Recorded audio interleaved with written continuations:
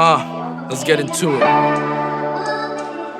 Look, moving different, you know I'm already custom made. Said you wanna play with me, there's just a different game. Trying to make it to the end, it's just a crazy maze. Here for the long, you know I'm about to make a play. I'm coming stronger, getting bigger, just a different day. 2020, tunnel vision, know I'm here to stay. Told my mama I had to leave, she prayed for better days. When I came back home, was loving all the praise. Keep the real ones around, not only fuck with apes. Now we banging on the chest just like a bathing ape. Now we getting all this money, never go astray. Just know I'm grinding to the top until I get the fame. It's more than the fame, I want the respect. I wanna show the world I can give it my best. Okay, post-traumatic stress just be keeping me pressed. Almost all my brothers died, now I'm paying the debt. It's like that.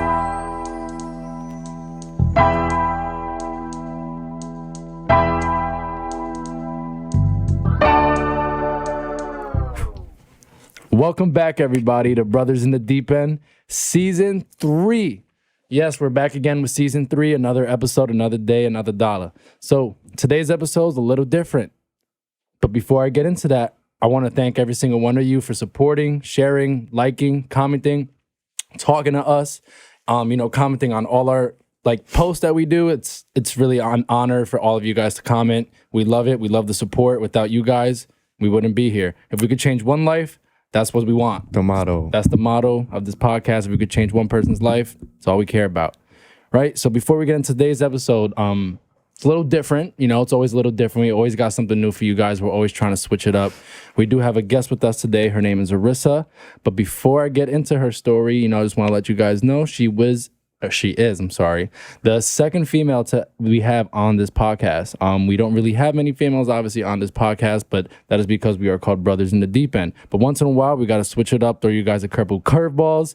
And, we love to hear a female's perspective on a lot of issues that are happening in today's world, how they got out together, and how, the sister got out the deep end. Right. So that's why we're here today. You know what I'm saying? So we got Arissa with us today, and she's gonna tell us a little bit about her story. But before we get into that, I just want tell you guys, a little story on how we got here today. So the way we got here today is me and Ethan were actually discussing how we wanted to get a female on this podcast who is kind of like on her boss shit, right?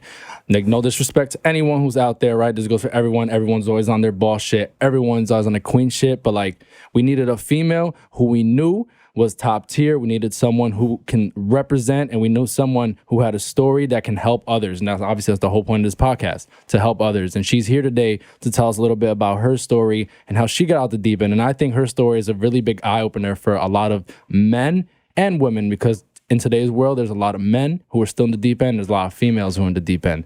So, a little round of applause for, Arissa. She's here today. She owns a podcast as well. If you guys want to go check it out, it's called Queen from Queens. And, it's a dope-ass podcast. She has some great topics, great people that you guys can obviously tune into and possibly relate to. So today we have Arissa. We want a little bit, about you. And now you can take it away. Tell us about the beginning, how it all started. Little baby Arissa from New York City, or Albania in this case.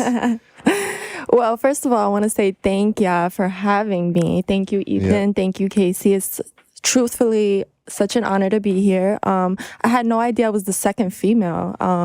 You guys need more women on the podcast. I understand as Brothers in the Deep End, and I really do focus on, men's mental health, which I feel like is such an important topic.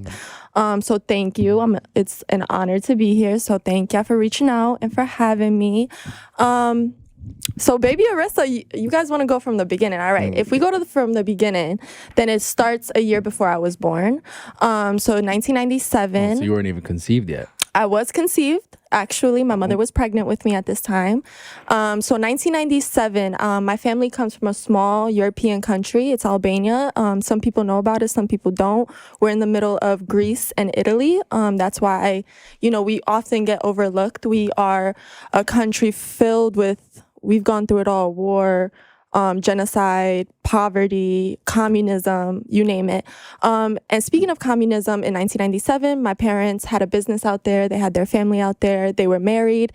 I actually have a brother. He was 12 years old at the time. I don't know how many people can relate. If you come from an immigrant family from me, then you know what a lottery is. So basically, back in the day, you would win an American citizenship to come to America. It's literally random. You get picked, you apply, and Wow. And if you do know, it's a funny story. My parents actually got drunk one day and they applied and they forgot they applied until it came in the mail that they got approved for a whole American citizenship. So how long? I'm sorry to cut you off. So, so how long does that usually like take? So you usually apply around June. I don't know if it still exists. I know up to like Trump administration, it kind of stopped. If you know, you know. And you would have to wait like almost a year, I think. So like they got drunk one day. My dad was obsessed with leaving Albania. He actually worked in Italy a lot.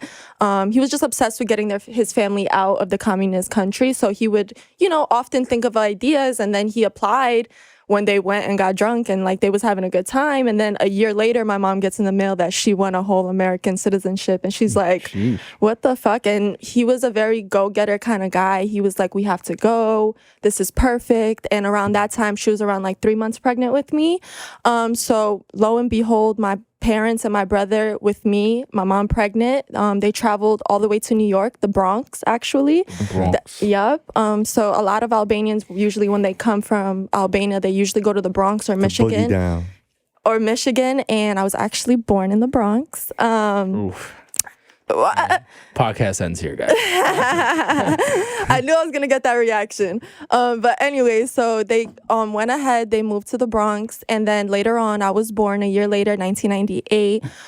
And then things got tricky. 6 months later, my dad actually passed away. He passed away during his job. He was a construction worker and he died on the job. When I say things got tricky, it was because my mom just came to this country. She didn't know any English. She didn't have a job. She just gave birth. She had a teenage son almost. My brother was 13. So she kind of had to like pick up the pieces, and it was kind of rough. I know a lot of people out there, they get raised by a single parent. But it's usually harder when you are an immigrant mixed with a single parent with a tragedy that just happened as well. Yeah, and you're a female too. And you're a woman, exactly. And, she didn't know how to say thank you in English. So it was like she had to build from like ground zero. So, at that time, she did the best she could. My brother was still going to school here in America, and she sent me back to Albania, actually. I was 6 months. I stayed there for a year. So, I was out there for like until I was like a 1.5, 2 years old while she was here and she was building. So what I mean, she was building, she had 2 jobs. She would clean offices. She would like, be a maid basically. And she would go to night school to learn English and then, go take care of my brother and whatnot. And then, technical difficulties. Sorry, y'all. No, you good. And so she came back for me. She brought me back to New York. And at that point is when, my brother, he became my built-in babysitter. So if you know anything, being a 14-year-old boy, it's kind of hard when you have to be the man of the house now. So it's funny because I talk about my father's death a lot because it really shaped me, and it may seem weird to some people because I was so young and I never knew him. I know so much about him, but I just never knew him. But his death is like the theme of my life. And what I mean by that, like the 2 people who raised me, while they were raising me, they were also going through their own grief. And if you know anything about grief, it can make you a very, sometimes not so nice person. Some days you have a really good day and then other days you are falling apart. So like there was a lot of moments where my brother, he was so young and he was, in high school taking care of me. So I do have some questions for you. I'm sorry to like cut you off, right? No problem. So your brother, right? You said that he was like the man of the house, and obviously he had to grow up like really fast too. So like what are some things that you saw in him that he had to like replace kind of like in your father? So you said he was the man of the house. So what were things that he was doing that made him like, quote unquote, I'm gonna say like the man of the house now? Like what was he doing? Well, when I say my brother is my father, like, and I say that to everybody, like he raised me to be such an independent person. Like, and I say that in the best way because most young kids will be so selfish and they'd be like, I don't want to take care of my sister today. Like, I want to go play basketball with my friends. Like, I don't want to do that. But like, he was the most selfless person. Like, he put my mom and me before anybody, and he was only 13, 14, you feel me? And as far as what he's taught me in replacement of my father is, one, love can come from anywhere. Like, you know, like, you don't need it from a parent or anything like that. If you have a strong relationship with your sibling, then you guys know this. But he taught me how, like, he's the one that took me out every weekend. Like, something a dad would do with their with their daughter. Like, I got a question. I'm sorry to cut you off. How did your brother get these principles? Like, how was he raised on these principles? Because he sounds like he has a pretty good foundation. And his father, and was your father, like Yaga's father, like, in his life a lot? Like, he was young, you know, when his father passed. So, like, how do you get these principles, especially with your mother, like, you know, dealing with, like, everything as well? So my dad and my brother were best friends. Okay. They were best friends. That was his only child for a long time. My parents' only child for like 13 years before I was there. Yeah, right. So for like, that's all they had for a really long time. So my dad was a big family man. Like, he took care of his brothers. He took care of his wife. He, like, even his own brothers will joke around and say, like, he's the best husband out of all of us. Like, to this day, like, they'll still, like, joke around and say something like that. And I think he learned it because sometimes you're put in a position where, like, your fight or flight comes up. And, like, I feel like my brother was in, like, always, like, go mode. Like, you feel me? Like, he had to, like, get things done because he had to take care of his family. Yeah, like, and he learned by example. And you say he was close with your father, and then obviously your mother too. And it sounds like it's like your mother and your father, like, they're go-getters, right? So he learned by example, and he was really soaking in the information and learning as life was going on. He wasn't just going by with life. Like, he was really in tune with the moments and soaking it all in. So when it was his time for him to step up at whatever happens, he was ready for it. And it sounds like he was. And obviously with him, you know, with you guys losing your father at a young age, like, he did a great job. Because I can't imagine if I lost my father, like, at 13, 12, 11, or I didn't even get to meet my father. Because I say it all the time, I don't know who I'd be if it wasn't for my father. So kudos to your brother, man. And I'm sure he says the same thing to this day. Like, he gives all his thanks to him. Like, you know, like, I think they spent so much time together. Like, my brother and my dad would go everywhere together. My dad had to do, like, a business stop or something. He's taking my brother in the car with him. Yeah, it sounds like how me and my dad were. That's some G shit. Yeah, and I know you lost your father too. I'm sorry about that. Yeah. Rest up the king. You dig? Rest up for real. But talk about how go back to when your father passed. Like, how was he the theme of your life? Like, so what I mean by he was the theme of my life is that his whole death is what made me grow up in a way. Like, so my father has 6 brothers. So, and they all live in Albania, and they made sure to stay present in me and my brother's life, like, no matter what. Like, I know my whole dad's family, like, the whole side. I spent summers in Albania, you know, like, they really, really made it a point that they were present. And, like, it's easy sometimes when, like, a parent dies so young, like, for their family to be like, why should I still be involved? Or, like, you know, like, it's easy sometimes to forget, or, like, when that connection is kind of gone in a way. And they were always there. They always made it a point. They helped my mom raise me, like, and it really takes a village to raise a child. So, like, if you know, you know. I was going to say, so to your point, right? So while your brother was raising you, was this here in, like, New York, or was this in Albania? No, this was here in New York City. Okay. This was while, like, I was growing up going to school, while he was growing up going to school. I moved to Queens when I was in the 1st grade.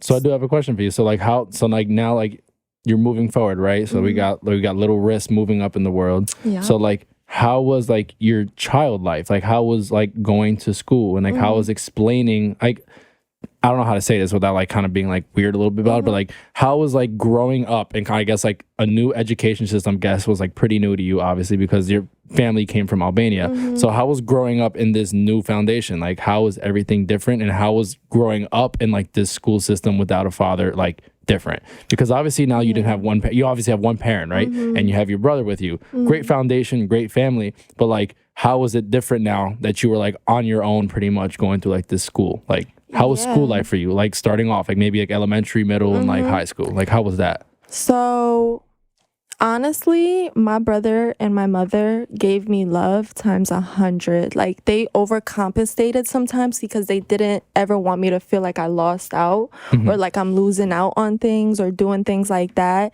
And they did such a good job. Like, they really maximized the love for me that like sometimes I even get distracted that I don't have a dad by how much love that they've shown me.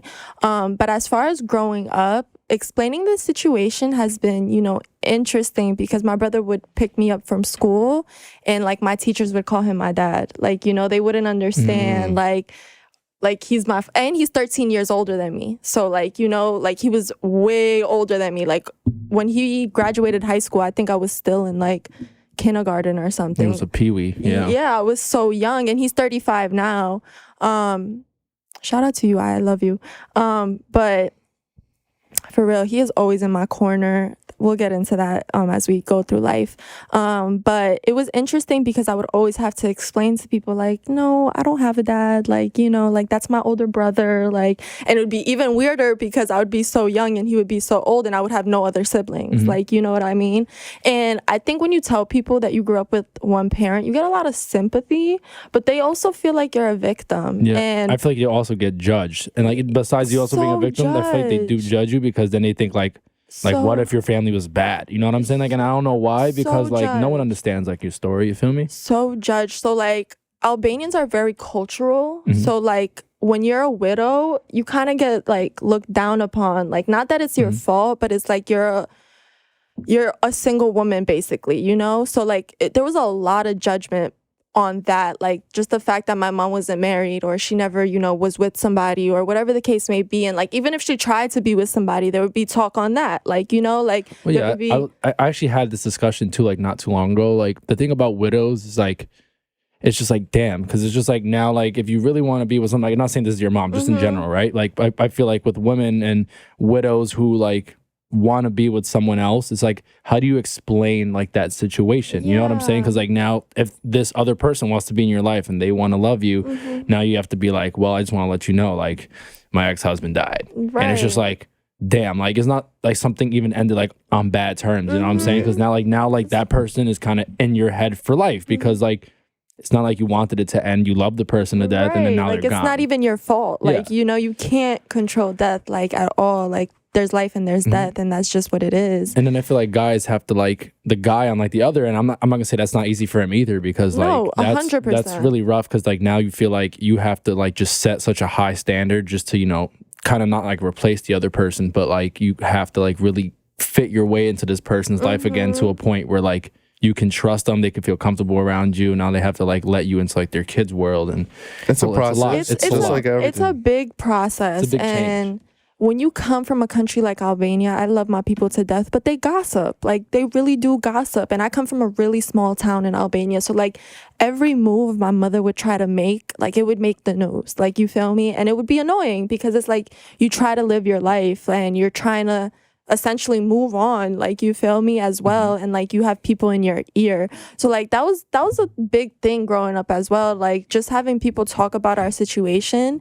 And it's funny because it's like the same people that talked about our situation today, they're like, oh, she was so strong, she did it all. Yeah, like, but that's people in general, you know, that's just how it goes. But it's crazy how we have a saying in Albania, like the world goes round, like whatever you get basically comes back around. Karma. Like, you know, 100% karma. But it's just like, how can you, like, you know, speak upon somebody's life and then turn the other cheek? But whatever, like, you know, the thing is, I come from a small family of 3, but like that's all we needed. Like, we only needed each other, like, to make it through the hate, the comments, just everything, you know? You had three wolves right there. Right, so, like, we was a pack. So, like, I was going to say, so as we spoke before this, obviously, you kind of walked us a little bit through your life, a little bit through education and how it was. So, like, you said at a young age, and obviously this is something I also mentioned to you, I feel like you grew up like extremely quick. And I think that's one of the biggest things I actually got out of your story. You actually mentioned to us, I think you said your first job was around like 12 or 13. Yes. So speak on that. So honestly, like, I'm not gonna lie, like most kids don't work at 12 or 13. Yes. Like, I'm sorry, when I was 12 or 13, I was at home being a peewee playing fucking video games. Nah, with this I guy. wasn't playing that much. I was So, out like, there, you know I was what I'm out there saying? So, in like, the playgrounds. Yeah. Right. Nah, so like, no, so like,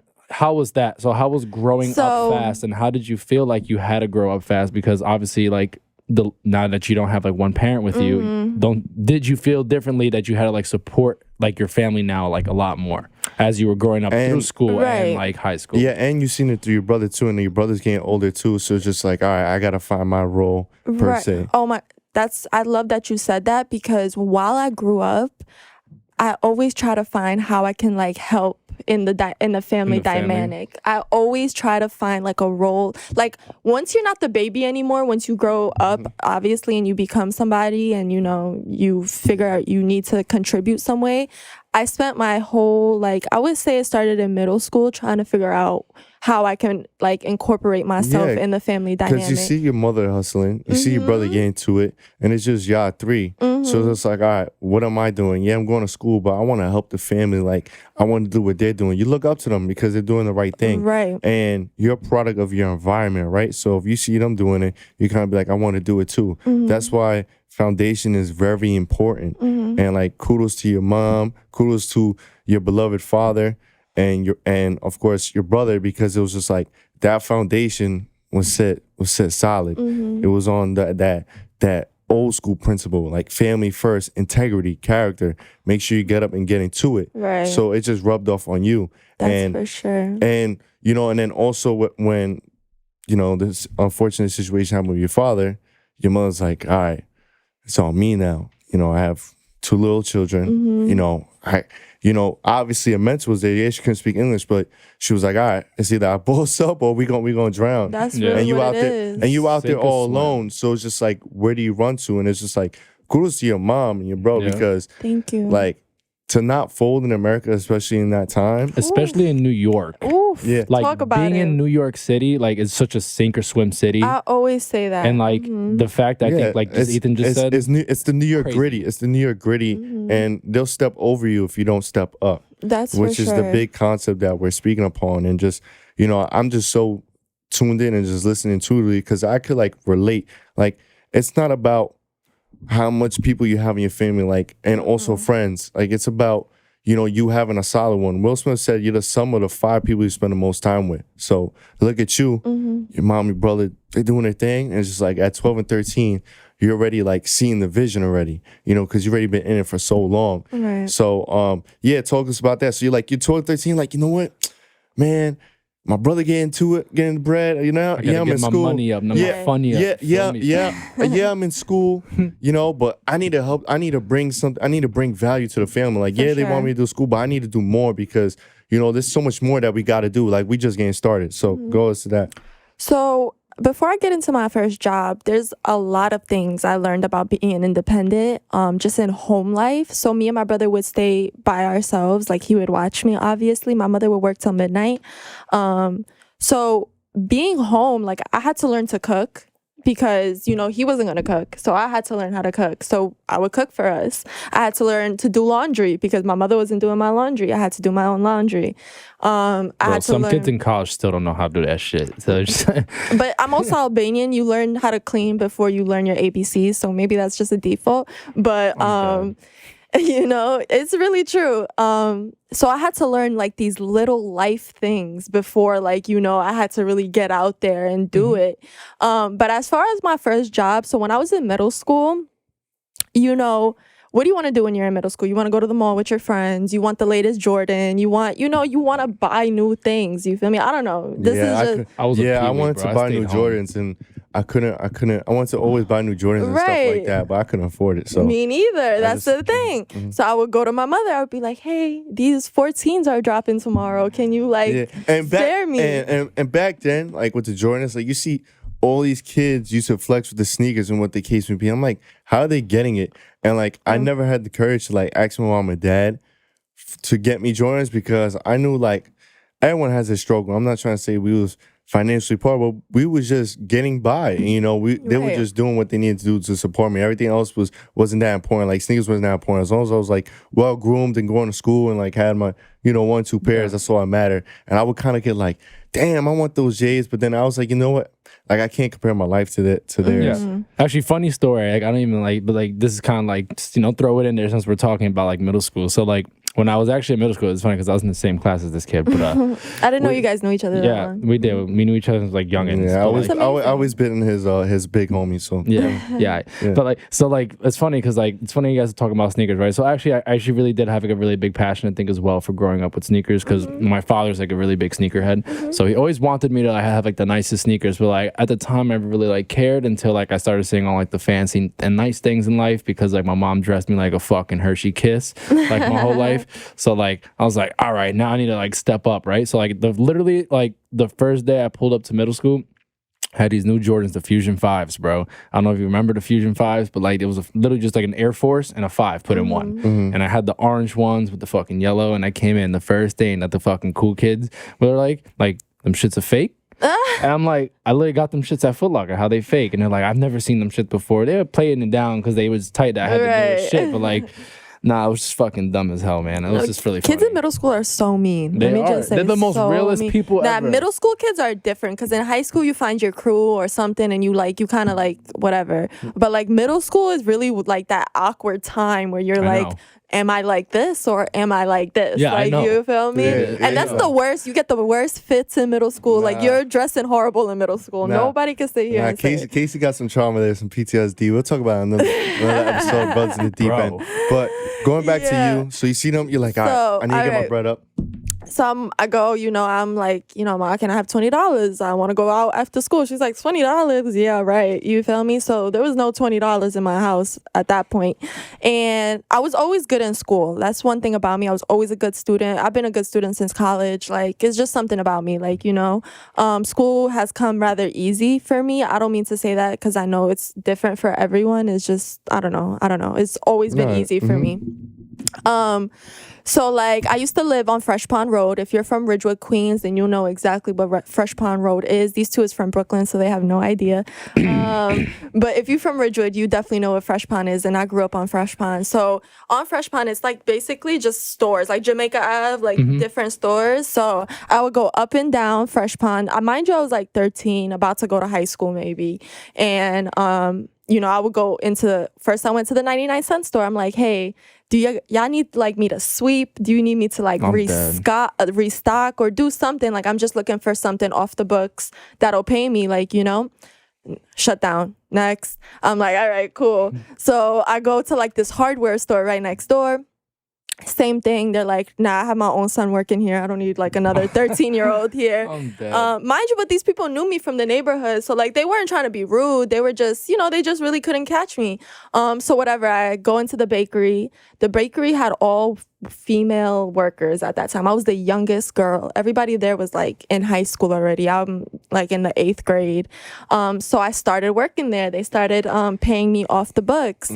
And first of all, they were only paying me $5 an hour. Believe it or not, only $5 an hour. I would work. I mean, at your age, that's a lot of money. But let me that's what I'm trying to get to. Like, you feel me? Like, and I would work like, I don't know, like 3 hours after school maybe, or like something small, and I would get paid, and it wouldn't even be a lot, and I'd just be like, oh shit, I got bread. Like, I'm going to the mall with my friends. But then I'm like, I started to take a step back, and that's when I'm like, all right, I really can't waste all my money. Like, you feel me? Like, this is where contributing comes through. I have to give something to the family. Like, you feel me? And it's funny, when I got a job, my brother was very mad at me. He just felt like I shouldn't be worried about things like that. Like, he always would say, like, you're not responsible to finance this family. Like, that's me and mom's, like, responsibility. Sounds like my mom. Shout out my mom. Yeah, to like, this day.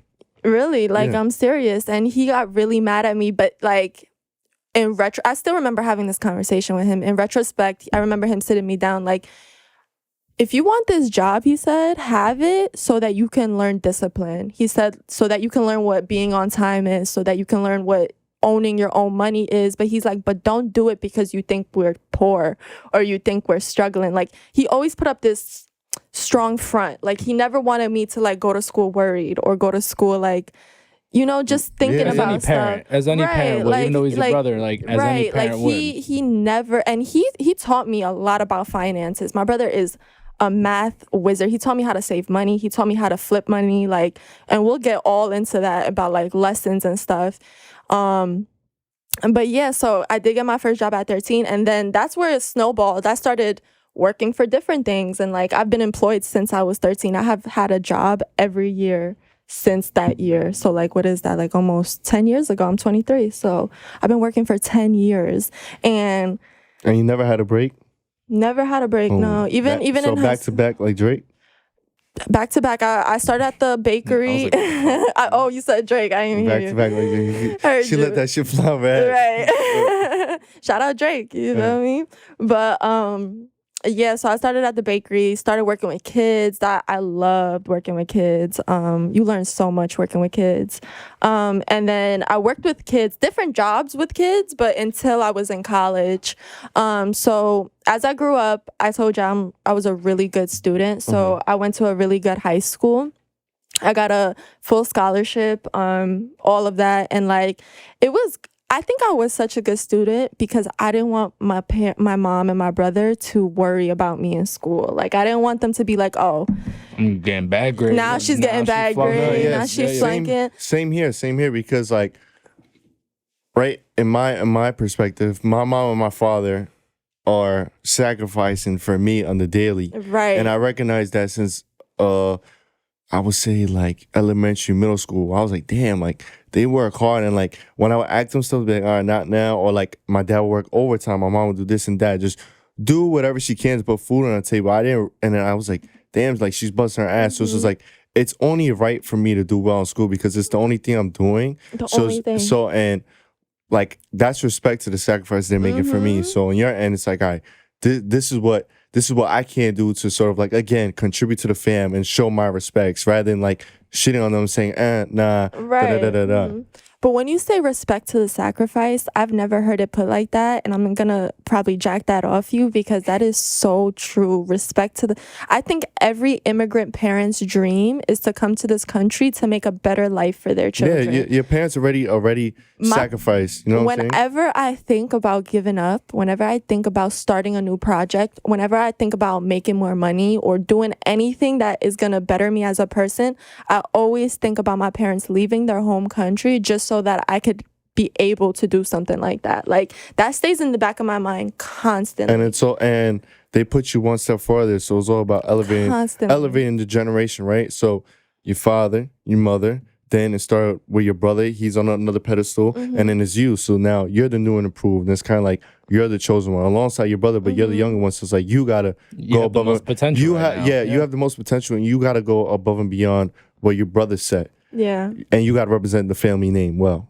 Honestly, if I did anything short than, you know, putting my all into something, I would feel like I would be disrespecting my life and where I came from. And that's why I work my ass off. And like, people that know me know that I really work my ass off, like in everything that I do. And we'll speak about the podcast and how that came to be and all of that. But like, I really try to put 110% in everything that I do because it would just be so disrespectful to the way my life was supposed to be set up. Like, you know, like so disrespectful. And I feel like it's easy to fall victim to your struggles. Like, it's really easy to be like, oh, poor me. Like, I did this. I struggled this. I get that shit all the time. There's also a lot of people like that. Yeah, I get that all the time within myself. Like, you know, sometimes I gotta catch myself. It'd be your own mental playing games on you. You gotta, and it's only normal, right? I go through that to this day. Like, it's like, why? But it's just like, you know what? I gotta take a step forward. And my dad said, a little son always beats nothing.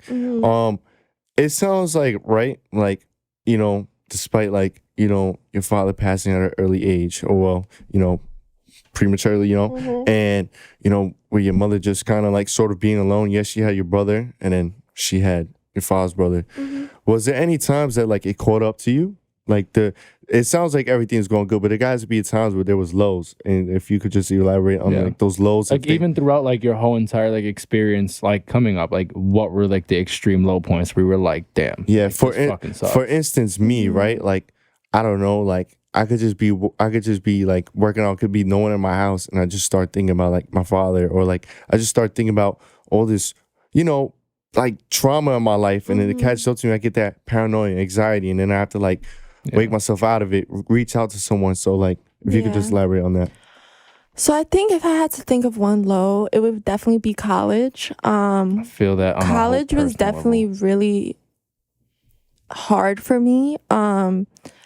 For multiple reasons. I had to support myself through college. If you're a full-time student and you work a full-time job like I did, it's really no joke. And if you know, you know. So I think that would be my lowest point. And I was also around people in my college life that they weren't beneficial for me. And I was also in a really bad relationship too. Like it was just a mix of things, like of my environment and of like the people I was around. And I think when you are in a kind of a difficult relationship, you kind of think about your parents and like their love and all that. You compare it, but like I really had nothing to compare it to. Like, and I think that's where I would get sad, where it's like I've never seen like a marriage, or I've never seen like a relationship, happy, like I've never seen that. I've only seen my mother be by herself. Like, my mom was really particular on introducing us. You didn't know that relationship love. Right. I didn't, and it was hard because like when you're in a relationship within yourself, when you're in a relationship yourself and it's not going the way it's supposed to be going, you kind of think like, this is normal, like, because you don't know anything else. You have nothing to compare it to. So like when it's bad, you're like, oh, this is how it's supposed to be. But it's not how it's supposed to be. Like, no. Yeah. So like I always tell people this too. So like it's crazy how like when a lot of people do hop from like relationship to relationship, right? And like a lot of them end up being like toxic. Most of the time when you go into a new relationship and you were in one that was toxic beforehand, your baseline for this new relationship is where you originally were, which means like now it's just toxic. So like you expect toxicity. And it's funny because like since you didn't know like the norm and how things should work, you probably just accepted a lot of the shit and were like, man, maybe this is how it is. Yeah. You know what I'm saying? But for a lot of people who are in your situation or even not, and people who go into multiple relationships, this standard of like where they were originally is what they always take, is because baggage is real. Oof. Like baggage is real. Like you go to another relationship and everything that they had before happened comes right into this relationship. But you also understand like if you want to be the better person, you have to grow in this relationship. You can't just accept this baggage and like put it on to another person because that other person don't deserve it. Yeah. Especially if like, let's say to your point, right? I don't know if that was your first relationship, right? But if it was, right, whoever you were with, and I'm sorry, how things played out, but like maybe his like baseline or her, or however you roll, like his or her baseline, right? Like was like up here and it was really bad. So obviously like for you thought this was like the normal. For them, that was their normal. And like I always tell people this, so like when they go to this new relationship, this new baseline is crazy, and then like they expect their partner to like kind of be on that same level of like craziness, and it's just like no, like you're just fucked up because of your last relationship, right? And the next person should not suffer for like your mistakes and your issues. Talk that talk. It's a thing because it's really easy. Like I could have really folded and like gone into another relationship and dealt with that same bullshit that I dealt with. But like when you heal, like I think people don't do that. I don't think people take the time after a bad thing happens to them to really sit there, process it, accept it, and let it go. And we're gonna get into letting go later on as well. And like people don't take the lesson out of things, like, you feel me? And they just make them bitter people. And I'm not gonna lie, I was mad for a really long time off like just what happened to me, you feel me? But like at one point you have to really be real with yourself, and you really have to take the time to show love to yourself, as corny as that sounds. Like and you have to put boundaries. Like you have to really put your boundaries with people, like what you accept and what you don't accept. And honestly, if I'm ever in a relationship again, which hopefully I will be, I will I mean, you never know. I will never ever like put myself in a position to get played, to just accept like the Settle bare, for less. just the bare minimum. And if you know me, I do not settle. Like I don't settle. And like I've been single for a really long time, and it's because like nobody's really up to my standards. Like, you know, and I don't want to say that in a fucked up way. Period, bro. I really don't want to say that in a fucked up way. I just feel like you know your worth and add tax. Like, you feel me? Like you can love somebody so much where you can overlook a lot of things in them, but like love is sometimes isn't enough. You feel me? So if you ask me my lowest point, it's definitely college.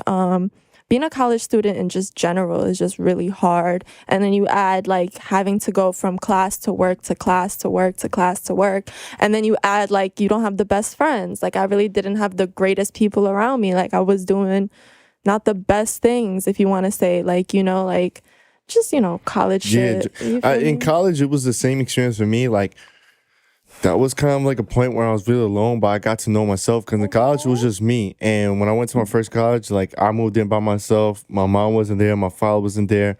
My father passed away a year prior, or a couple months prior. So it was just me. And then throughout college, like I was just so zoned in. I was like, all right, I'm here to just play football and get my grades. Like I didn't care about all the other stuff because in college I feel like a lot of people are just there to like party. Yeah, it's easy to get sucked into that world. Mingle with each other. Bing, bing, bing, pow, pow, pow. Byron. Do Big that, bong. do that, you know, and then search for relationships and do stuff that's not important as to why you're in college. And then of course you had all these imaginary players that come up in college when all design da da da da da. But at the end of the day, that don't mean nothing. Damn, I feel attacked. Right now. Well, it don't mean nothing because it's like who you trying to improve. And I was really to myself. Everyone in college, I feel like was like, excuse my French, was like deriding. Like they would just try to be in the wave and fit in and not really be themselves.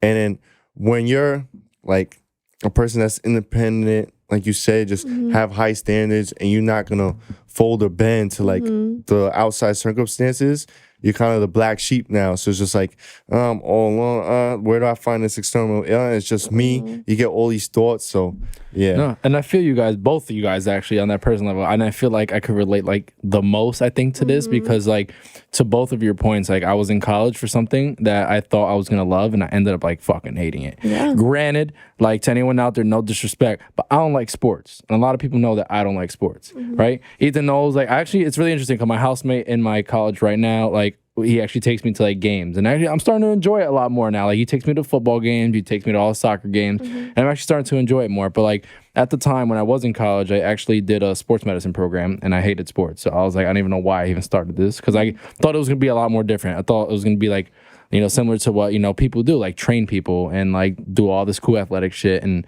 I just didn't like it at all. And like at one point, like I was so miserable, down and out. Like I felt like I was really stuck in this program because I just had to write it out. Yeah. But like, it's never too late to start over. You know, it really ain't. And I really like to a point, when I tell you, like, I was just so sad and like depressed and so like, like, what's the word I'm looking for? I felt like I was just not there. Like, yeah, I really just, you're right. I wasn't there. And I feel like I was disrespecting my mom because we had a deal for college. And, like, I feel like I was wasting her money. I felt like I was doing all these things I shouldn't have. I got stuck in that life that Ethan was talking about. I started partying, going crazy, this and that, and my grades really started to suffer. So, like, at my junior year, like, obviously a lot of people who do watch this podcast understand, like, at one point, I felt like I was just a piece of shit. I was a fucking shitbag. I felt like I served no purpose. I had nothing. And then, like, they offered me a deployment, and I took the opportunity. At the time, I obviously didn't know like where it was. We're gonna go right back into your story right after this, right? But like, I like deployed, went to Afghanistan, did my thing, right? But that whole experience like was like mind blowing, like changed my whole world, like flipped everything like 360 for me. I really want to have you on my podcast to talk about Afghanistan. No, go most definitely. And like to your point, like I said, both of you were in a country like filled with war, so like I understand that. Like I understand how that feels, and like war is very scary. And like I said, like, when I came home, my whole life like changed. Like everything that I originally thought I knew, I didn't know. And like I took everything for fucking granted. I literally started over, switched my whole entire major. And like now I'm here like 2 years later, but I get my degree like next semester. And it's just like, I had to do that life switch, and Got it. sometimes it takes that really big oomph and that really fucking switch up to just.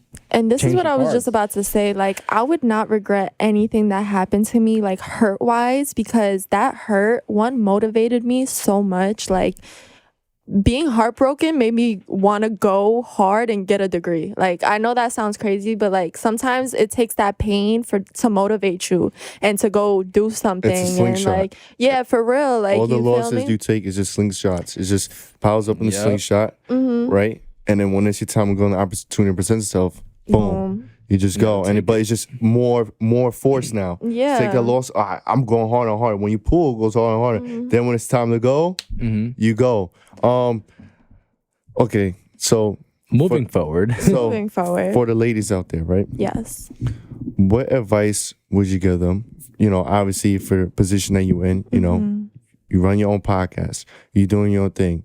You're pretty much a free woman, right?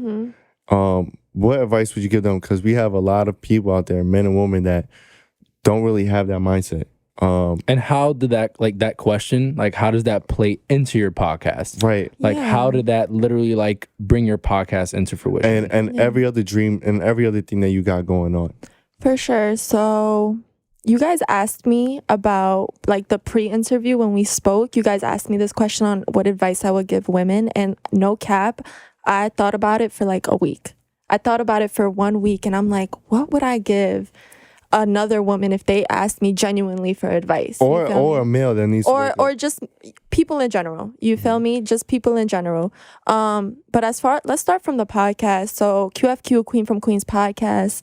Actually, shout out Rekram, shout out KP, shout out Zeke. You feel me? And KP's my engineer. Love Shout him out to KP. death. Shout out Zeke. And so Queen from Queens podcast actually started because somebody doubted me that I could do it. There you go. All it takes is So- one hater. So One hater, I'm baby. like, oh, you think I'm not gonna do it? Oh, all right, put that battery in my back and let me go. You feel me? Because like I was friends with this girl, and me and her would talk about a million things. We would stem from like religion to social media to men to depression to anxiety, whatever. We would just talk about the most deepest stuff. And then one day I'm like, oh, I think people would love this, like, you know. And it was never originally for me to be a solo host. It just kind of happened. And she totally shut my idea down. She basically said nobody's gonna listen to us, nobody cares, in like her own way. And you know, she really, I'm not gonna lie, she didn't put the battery in my back so soon. At first I started to believe her. I'm like, she's right, like nobody's gonna fucking listen to me, like what's the point? And then me and KP went to high school, so we knew each other, familiar with each other. And he had his own podcast, and I saw him, this is the short version, I saw him have his podcast, and I reached out for help, always reach out for help. And he's like, if you want a podcast, we can get it done, no problem. So a week later, we had a meeting. We planned a whole podcast and how I was gonna launch it. She dropped that first episode and sent it to that girl. She saw it, trust me. And I didn't send it to her, but trust me, she heard it. Queens are small. You feel me? They always watch. Girl, Queens are small, you feel me? Nah, people's always watching. And the beautiful thing about my podcast is I worked so hard that there's no way you couldn't have seen it on social media. Like there's just no way. Like you feel me? Especially if you know me from somewhere. And so, you know, I created the podcast and then COVID hit and I couldn't do it. And then I waited until summer of 2020 to drop my first episode. And then it kind of snowballed. So in addition to me dropping episodes, and I have 2 seasons of QFQ, I also do promotions for it. So like, I don't know if you guys have seen me on Instagram, but I usually do like a photo set, and it's different, like just themes of me, basically, just to promote the podcast on Instagram. I actually have a mini documentary. It's all about me and my life and my team on QFQ. You can check that out on my personal page. And, you know, it just snowballed into this whole business. And then I started getting sponsors. People really wanted to sponsor QFQ. And I'm like, wait, I can make money off this. Like, you feel me? Like, and so As far as advice, so this brings me to, I have two pieces of advice. My first piece of advice. Take out the notes, bro. My first piece of advice is have your own. So what I mean by have your own is create something of your own. If you're passionate about something and you really think somebody out there can benefit from it, whatever it is, like a podcast, a YouTube page, you could sell hair, you could sell lashes. It doesn't matter how many people are doing it, you do it the best. And you make sure you do it the best. And why I say have your own, and this is really, you know what? Not even for the ladies, for the men too. Like, don't ever depend on anybody. Don't ever in your life depend on anybody. Where's the champagne bottle, and this is my go-to. Let me tell you the real facts. So your friends could wake up tomorrow and say they don't like you anymore. Your family could wake up tomorrow and say they don't like you no more. Your coworkers, your teachers, anybody. But you know what? $100 bill is not going to wake up tomorrow and say they don't love you. You feel me? Like your own business is not going to walk up and leave you. You feel me? Your own project is not going to walk up and leave you. So have your own. Don't ever depend on people. Like, you know, I like to learn, but once I learn it, I don't need you no more. Yo, Like, where's you the feel ice me? at, bro? Give this girl some fucking ice, bro. She's on fire right now. No, Like, for god real, like, damn. Once I like to learn. You show me one time, and if I got it down packed, I don't need to do it anymore. Like, I don't need you anymore. No offense. Like, you feel me? Like, that's why the QFQ team is 3 people: my photographer, my engineer, and me. That's it. And in life, I have a very, very small group of people. I don't like to be mixy. I don't like to be messy. I don't like to go to the club. I don't do stuff like that. Like, you feel me? We do if we have to celebrate, but like. But you drink Henny? Where's Henny? You feel me? God. I think I'm the only girl that still drink Henny, but I like Casamigo Podcast too. ends here, guys. You feel me? If you're from New York, then you're still drinking that dirty water. You feel me? But I think Walter agrees. Walter, you drink Henny? Okay.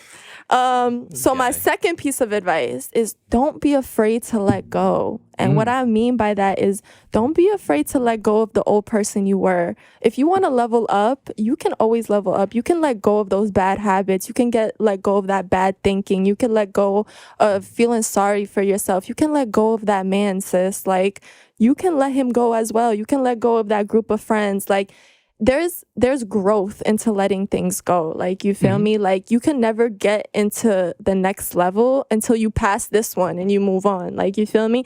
This is funny because my brother used to play Mario Kart and he would get stuck on one level. You feel me? And like, not Mario Kart, what was it? Street Fighter. So Jumanji is, pretty accurate Street too. Fighter. That old 90s game, and he wouldn't pass it, and then he passed it, and then he liked the level so much he kept replaying it. And then I'm like, you're never gonna get to the final level because you stuck on that one level playing it. You feel me? And that's like a metaphor to life. Sometimes you get so used to this one level of life, you get so used to how things are going that you never level up and you never do more for yourself. So like, you have to let go. Like, if you want to grow, you have to let go. Like, that goes for all aspects. For everything. And I feel crazy like advice right there, man. I'm about to go home and overthink everything right now. And like we was talking about, like, your hurt can be a source of power. Like, take your pain and make champagne. Like, you feel me? And Rose. No, take your pain and make champagne. That's my podcast motto, actually. So I was gonna say, that was fantastic advice. A little round of applause for that, to be honest. Thank you. That was great advice. That was just genuine. So just from the advice you gave and everything you've just said, what are some future goals for you in the next couple of years? Like, where do you see yourself in a couple of years? Where do you see, QFQ? Where do you see yourself? What are some nice little goals for you that you think that you can be at in the next couple of years? So I definitely want to bring QFQ to TV. I think it would be really cool to be on like a program like Vice or Complex or, something along those lines. I would really like to have I work with local people, but, like a lot of high profile people like celebrities and things along those lines. As long as professionally, I would like to be in the industry. I want to be, I want to be a publicist. specifically for like NBA, NFL players. So I would, or like entertainment too. Like I could do, singers, actors, Help whatever. me out, fam. Yeah, for sure. I was checking out your music actually. We could talk about that. Yeah, tell him the freestyle. Tell him the freestyle. I'll match you if you freestyle. Hey. Yeah. Where's Jenny? He ain't ready for the freestyle. I gotta get him there. Put on the 5 fingers. I gotta get him there. So as far as the future, I see myself expanding QFQ. That's why I take such big breaks along my seasons, because I plan my season to the detail. And KP knows this about me. He's my partner. I come when we do like a season debrief, like before the season happens, and I have like a book this thick, just filled with ideas of what we're going to talk about, what we're going to do, and things just along those natures. So as far as QFQ, definitely wait to see QFQ on TV. Definitely more sponsors next season. Definitely more people that next season, something different. Like I don't know. I've been saying this all week that I need something different. I just don't know what it is yet. But like it's in there. Like you feel me? And to the people who are viewing right now, like what is your goal with like QFQ? Like what is your podcast about to people who don't know you? Yeah. So what Queen from Queens podcast is about is it actually started. I really wanted to showcase New York City talent. It started like that. So what I meant by like I wanted to showcase New York City talent is I wanted to bring a lot of local people from New York City, all 5 boroughs, doesn't really matter where you're from, and come on and tell their story. And it could be like anything. It could be like a business. I've had like athletes on the podcast. I've had rappers on the podcast. I've had producers on the podcast. I've had a girl last year. Her mother had cancer. She came on, spoke about cancer and like the importance of getting checked and her GoFundMe. I've had a girl come on and be honest about her depression, about her anxiety. I've had a Forex guy come on and talk about generational wealth. Why generational wealth? And talk about saving your money. And like, so I really bring key lessons to the podcast, things that people are going to listen and learn something new, hopefully, and just either learn something new or relate to it somehow. Like, you feel me? That's the whole point of Queen from Queens podcast. And it's like, it's been amazing, honestly. I've had great people, my guests, come and like give 110%. And it's like, you guys could probably relate to this. Sometimes you can have somebody that you've known for your whole life come on the podcast, tell their story, and you look at them different because now you're like, now I get it. Like, now I understand why you are the way you are. Like, you could know this person your whole entire life, but the moment they come and get interviewed by you, it's just a different connection, you feel me? And I really applaud a lot of my guests, and I'm in that position right now, and I really applaud it because it's not easy to come on and be raw about your story, you feel me? So I have a number of different people on the podcast, and it's just all about spreading love and energy, positive energy, but also like talking about hard topics. Damn. I was gonna say, so I honestly, like, before we wrap things up, I just want to say, like, I think me and Ethan are extremely like grateful to have you today on the show. I think I actually learned a lot about your life today, and I hope Ethan did as well. And I think, for anyone who's watching, I think, the advice you gave, hands down, fantastic advice. And I'll let you know that was fucking phenomenal advice. I thought about it for a week. No. It better be. And for anyone's listening, I hope y'all wrote that shit down, and I hope y'all taking notes. Also, something that I also want to get on the, just get on the table really quick. Something I learned is like, I know I mentioned this to you before, but, I think you grew up really quick. And I think, with your core family and foundation, it made you the go-getter I think you are today. And I think you are a spitting image of the people around you. Like Ethan said, you are a product of your environment, and you are literally the perfect example of that. I know your father, rest in peace to her father, but I know your father's not here right now. But I think honestly, like, with or without him, like, he would be like extremely proud of like where you are right now.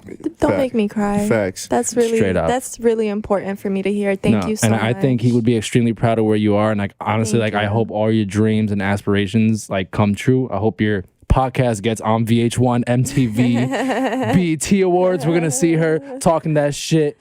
And honestly, we appreciate you. Thank you, so much for coming on Brothers in the Deep End and, telling us how a sister got out the deep end and giving your perspective on everything else. Thank you. Yeah. And just some key pointers. Don't let go of your head. Foundation, family, and integrity, and that's what I Period. got. And independence. And everything Period. starts off with number one, the foundation.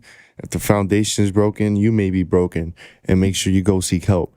But for all the peoples out there that's starting a family or what the case may be, make sure you set ground rules, because it's contagious, right? As you can see, mother and father build that solid core, brother, then her.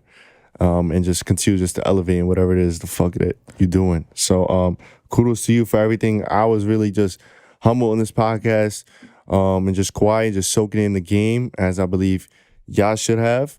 And I'm speechless right now. She did her thing. She came in. She talked to physics. Yeah. And I just want to thank everyone that's been tuning and supporting. Me and Casey kind of been in a little hiatus, I would say. Yeah. But Life been going crazy. Life been going crazy, but we're gonna continue to try to drop these gems. And if anyone's looking for that, trying to get ape, you dig, come for my training sessions, and then stay tuned for what Casey got. He got some upcoming, 2022 EPs. is the year, bro. And he's getting better with insane. time. He's getting better time with his music. And then with Queen from Queens, the pod, she already talked about what's yet to come. So just make sure you subscribe, you follow her on IG. We're gonna put all handles there. And just remember, guys, if we can change one person's life, that's what we're about. And we got a sister in the deep end, you dig? Facts. Wait, before we leave, I want to publicly invite y'all to be guests on the Queen from Queens podcast. So it's y'all turn to come to Rec Room Studio. We taking them to Queens. Let's do it. Oh shit. And they gonna come and they gonna be guests. And Walter, we gonna fill you in on how they do. All right. Cut the mics, Mike. And we're gonna Cut bring, the mics, We're man. gonna bring Brooklyn Podcast Studios with us. Boom. And make sure you subscribe, follow Queen from Queens Everything, man. podcast, QFQ podcast. Thank you, everyone. Thank Appreciate y'all. y'all. Thank y'all. Moving different, you know I'm already custom made. Said you wanna play with me, there's just a different game. Trying to make it to the end, it's just a crazy maze. Here for the long, you know I'm about to make a play.